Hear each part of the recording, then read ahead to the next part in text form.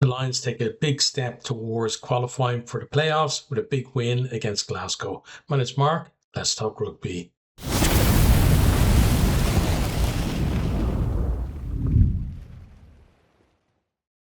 The Lions established control in this game early on and never gave it up from pretty much minute 1 to minute 80.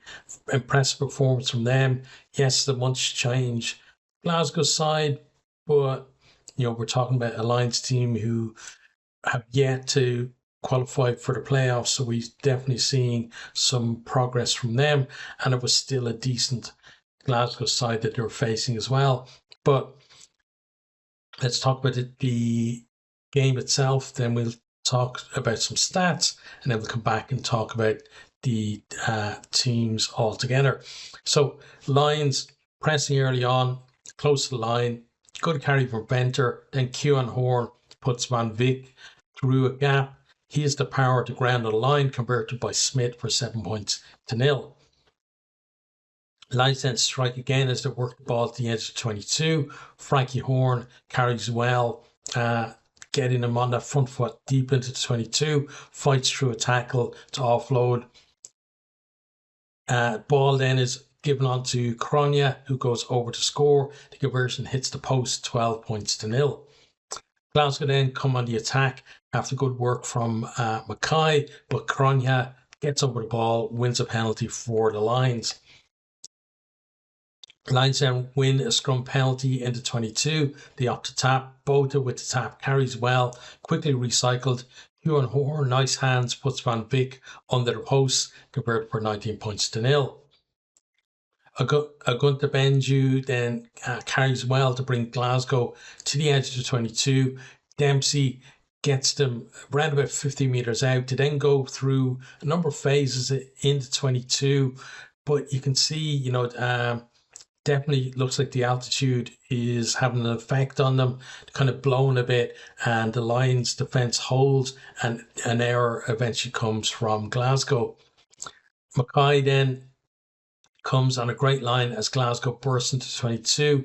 The ball is shifted left, and Lancaster goes through a gap over to score. Really well worked try. He converts his own try for 19 points to 7. Lions go up the line into 22 from a penalty just before the break. They spread it infield for the line out before going back wide to Intalad Bakanye.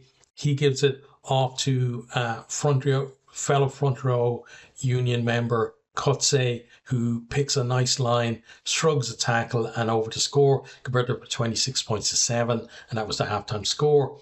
Second half then, Glasgow looking to get that momentum at the start of the half, moving the ball well, but no real kind of penetration, and it ends up then it's actually the Lions who score first in the half. They strike off a line out, Venter going over to score, converted to 33 points to 7. Kutsia then his break brings the Lions to the edge of 22, but as Smith goes through a gap, can't hold onto the ball. Looked like it would have been another score for them. Otherwise, Glasgow then to the corner from a penalty, set up a dummy wall to tail before shifting it inside. McDowell comes on a nice line against the grain, over to score. Conversion missed, 33 points to 12. Frankie Horn, strong carry before he then offloads to Van den Berg, who goes over to score, converted for 40 points to 12. Then we have Mahache, I think the guy's name is. He goes over as the Lions break through again. And, it's just one of these where you can just see like that, the Lions completely dominant. And every time they're getting breaks, it's pretty much leading to a score, converted for 47 points to 12. Kewan Horn then slaloms his way down the right. No real right to actually score this try, because there was a couple of Glasgow players there, but they were kind of keeping off him a little bit, afraid, of the fact that they've been cut out a few times with kind of the draw and pass. So because of that, he just puts in a couple of brilliant steps and ends up going under the post to score, converted for 54 points to 12. Glasgow then to the corner with the clock in the red, go to the maul. Initially, they do get, some forward momentum, Hiddleston in the boot, but then the counter drive comes, the whole thing collapses, it's unplayable. That's full time, 54-12. Lions, a well-deserved win for them. So let's have a look at stats and then we'll come back and talk about the teams. So first of all, 8 tries to 2. Yeah, just absolute dominance from the Lions. And we talked about it before how their performances in South Africa have been exceptional this year. Not so much when they come up to Europe, and that's something that's going to have to change for them. By this stage, I think they're probably going to get through to the playoffs, but in the playoffs, then they're at some stage going to have to go on the road. I think if they're to get to a semi-final or final or wherever, so it'd be interesting to see what happens for them in that instance. But yeah, at home, absolutely exceptional, and in South Africa as well. If they're playing another South African team, they certainly can perform in a quarter-final or a semi-final. But 8 tries to 2 just shows complete dominance. Possession then 38% to 63. So, well, it should be 62, right? Because it doesn't add up to 100% otherwise. But this is official stats for you. But yeah, Glasgow with more of the ball. Offloads then 13-12. So both teams looking to keep that ball alive, trying to avoid any kind of rucks and breakdowns.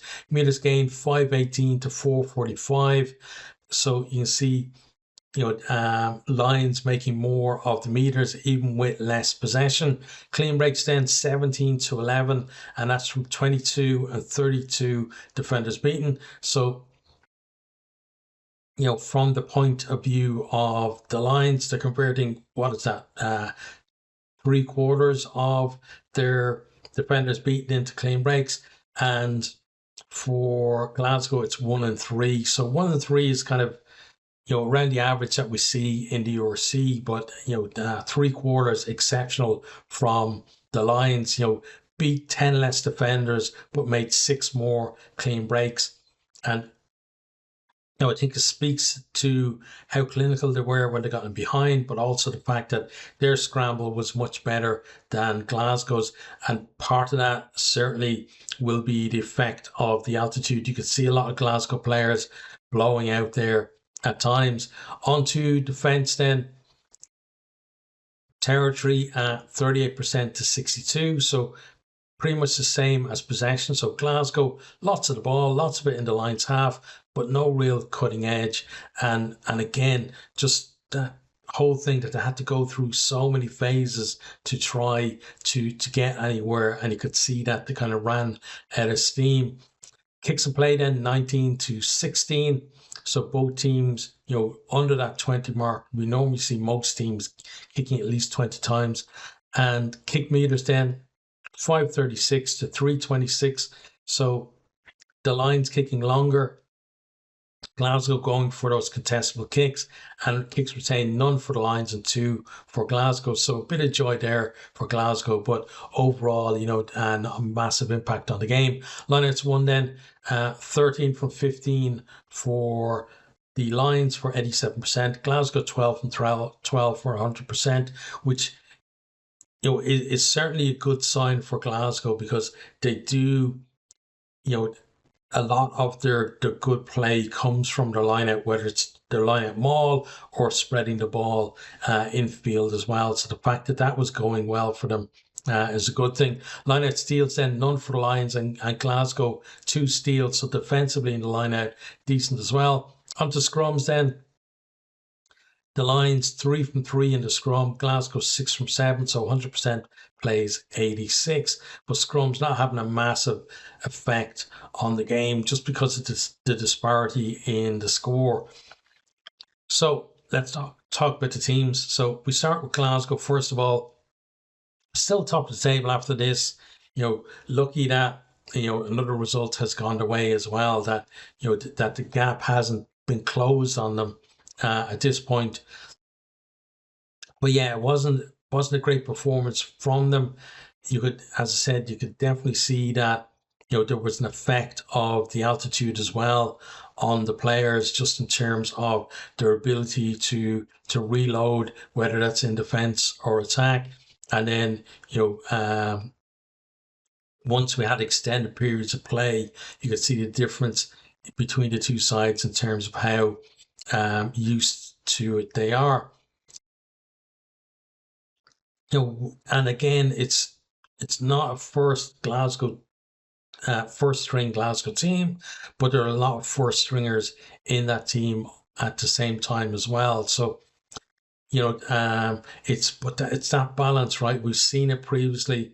Normally it's Leinster who around this time of the year would be going down to South Africa for their tour, and not coming away with much, and then having to kind of reset afterwards to try and secure either whether it's first spot or a higher position in the table. And that feels where Glasgow were at the minute. They would have, even though they conceded like 8 tries, I think they certainly would have been a lot happier, obviously, if they got 4 of their own and come away with a bonus point out of the game. Because I think, with the squad that's there, that they picked for this game, you can see they're trying to rest players, I think, for the run in, once they get back to Scotland, and go from there in terms of the playoffs, etc. Trying to have everybody in peak condition. But at the same time, they would have targeted getting, maybe a point from each game that they played in there. So now they haven't got a point for this one. Kind of a little bit of pressure on now for the next game to do that, because if it's another loss without points, they could potentially find that there's 1 or 2 teams actually equal on points with them going into the final 2 rounds of the season, and that's not where they would have wanted to be. Having led the having been on such a great run and led the table for a long time now as well, to kind of dip at the last minute certainly would be a poor end to the regular season for them. And then you feel like they'd have to be kind of brought back up for the knockout stages. For the Lions, then, we talked about they've never qualified for the playoffs before. It looks like they are going to do that this year, and now it feels like a case for them of how high up the table can they finish. At the minute, I think like this result, at least for now, puts them into, I think, the top 4, which is brilliant from them. And it just shows as well how tight the table is, with that top echelon compared to last year. We saw last year where there was, clear separation between kind of the top 4 or 5 teams and the rest of the table, and then we had a bunch of teams scrambling for about 3 spots in the playoffs. But now, the Lions have come. You go back a few weeks outside of the playoffs now, up into the top 4. So it just shows how condensed things are this year. Towards the middle and the top of the table. And I think it's brilliant as well to see the Lions finally showing what they're all about. If you go back to the days of Super Rugby, a number of years ago, like championship team, but we haven't really seen that side of them in the URC. So I think people are beginning to see what the Lions are about this year. Hopefully they can keep it going, get into the playoffs, and hopefully it's not like a flash in the pan season that we've seen from other teams, the likes of, maybe if you look at your your Edinburghs, Scarlets, Ospreys, Benetton, those kind of teams that kind of yo-yo in and out of the top 8. Like for the Lions, though, for now it's just about keep it going towards for the next few rounds, get your points, absolutely guarantee yourself into those playoff places. And once they're in the playoffs, then it feels like for them, as a team who haven't been there before, as kind of a shot to nothing. They've achieved something great for the season anyway, and then anything after that is just going to be bonus territory.